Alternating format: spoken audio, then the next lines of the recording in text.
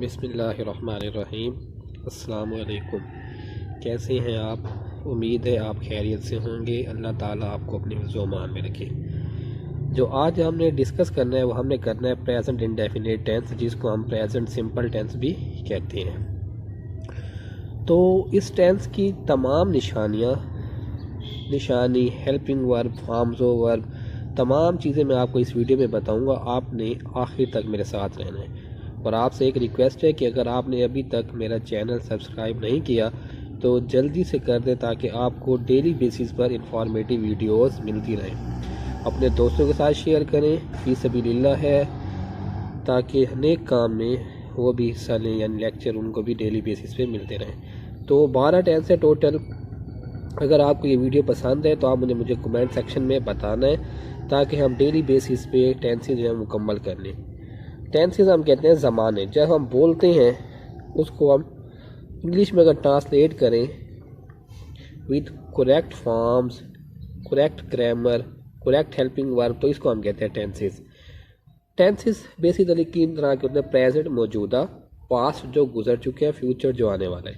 इसी तरह हर टेंस की आगे जो हम पढ़ते हैं वो चार टाइप्स पढ़ते हैं, जिसमें पहला टेंस जो होता है प्रेजेंट इंडेफिनिट, फिर प्रेजेंट कंटिन्यूस, फिर प्रेजेंट परफेक्ट, फिर प्रेजेंट परफेक्ट कंटिन्यूस। अब अगर किसी एग्ज़ाम में हमें कोई अनसीन क्वेश्चन आ जाए जिसको हमें खुद से लिखना पड़ जाए, तो हम उसकी उर्दू तो माइंड में बना लेते हैं, लेकिन इंग्लिश बनाने में ना हमें काफ़ी मसला पेश आता है। तो इसलिए मैंने ये टेंसेज जो है 12 दिनों में आपको रिवीजन करवाने हैं। तो जो पहला टेंस हम शुरू करेंगे, आपने ये देख लिया कि फ़िक्रे के अगर आखिर में है तो मतलब ये प्रेजेंट का टेंस है। जैसे कोरोना वायरस की वबा फैली हुई है, तो ये प्रेजेंट टेंस है। अब प्रेजेंट में कौन सा है, ये हमने निशानी कैसे पता करना होता है कि प्रेजेंट में कौन सा है? आया प्रेजेंट इंडेफिनिट है, आया प्रेजेंट कंटिन्यूस है, आया प्रेजेंट परफेक्ट है, या प्रेजेंट परफेक्ट कंटिन्यूस है। तो इसके लिए ना कुछ बेसिक्स होती हैं जो हम देखते हैं इस वीडियो में। पहला जो टेंस है वो हमारे पास होता है प्रेजेंट इंडेफिनिट। तो इसकी निशानी क्या है? अगर फ़िक्रे के आखिर में, फ़िक्रे के आखिर में ता है, ती है, या ते है वगैरह हो, तो अगर फ़िक्रे के आखिर में ता है, ती है, ते है वगैरह होगा, तो ये कौन सा टेंस होगा? प्रेजेंट इंडेफिनिट टेंस होगा। अब हमने ये पहचान भी कर ली है कि प्रेजेंट इंडेफिनिट है, इसके फ़िक्रे के आखिर में ता है, ती है, ती है। तो हम टेंस बनाएंगे कैसे? तो टेंस बनाने का तरीका जो है वो ये है कि सबसे पहले आएगा सब्जेक्ट, सब्जेक्ट के बाद इसकी आती है फॉर्म्स, आखिर में इसमें हम लिखते हैं ऑब्जेक्ट। ठीक है ना? सब्जेक्ट यानी अब इसमें हम कौन सी फॉर्म्स लगाते हैं? इसमें हम लगाते हैं फर्स्ट फॉर्म। ठीक है, फर्स्ट फॉर्म के साथ हम एस या ई एस का इजाफा करते हैं किसी किसी केस में। तो अब हम किसके साथ अगर सब्जेक्ट हमारे पास, इफ सब्जेक्ट, अगर सब्जेक्ट हमारे पास हो ही, शी, इट और सिंगुलर नाउन, तो ऐसे टेंसेस के साथ हम हेल्पिंग यानी फॉर्म्स ऑफ वर्ब के साथ एस या ई एस का इजाफा करते हैं, अगर सब्जेक्ट हमारे पास हो ही, शी, इट या कोई सिंगुलर नाउन। ठीक है, ये तो हो गया सिंपल की बात। अगर फिक्र हो नेगेटिव, नेगेटिव के में हम डू या does not as an helping verb के तौर पे इस्तेमाल करते हैं, एज एन हेल्पिंग वर्ब के तौर पे इस्तेमाल करते हैं।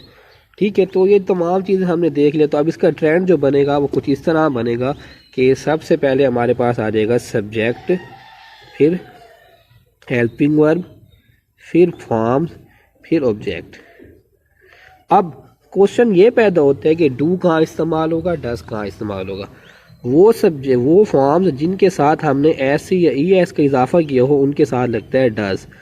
ठीक है, और जैसे ही डज लगता है तो फॉर्म्स के साथ एस या फिर ई एस का इजाफा नहीं करते, क्योंकि एस या ई एस डू या डज के साथ आ जाता है। जहाँ इन शॉर्ट जिस जगह डज आएगा वहाँ पे हम एस या ई एस फिर नहीं लगाएंगे फॉर्म्स के साथ। ये नेगेटिव के लिए हो गया। इंटेरोगेटिव के लिए जो हम ट्रेंड करते हैं वो डू या डज को स्टार्ट में ले आते हैं और आखिर में सवालिया निशान लगाते हैं। ठीक है, अब हम इसकी ना कोई एक मिसाल देखते हैं कि कोई सा प्रेजेंट टेंस लेते हैं कि जैसे मिसाल के तौर पर एक सिंपल फिक्रा लेते हैं, वो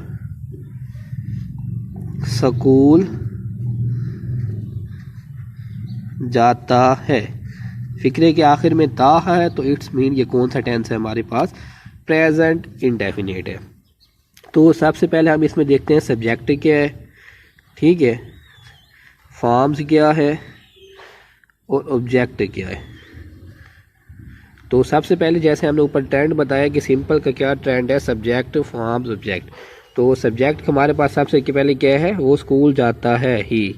फॉर्म्स जाना, गो टू स्कूल, कहाँ जाता है, स्कूल जाता है। अभी हमने कहा कि फर्स्ट फॉर्म के साथ एस या ई एस का इजाफा करते हैं अगर सब्जेक्ट क्या हो, ही शी इट या कोई सिंगुलर नाउन।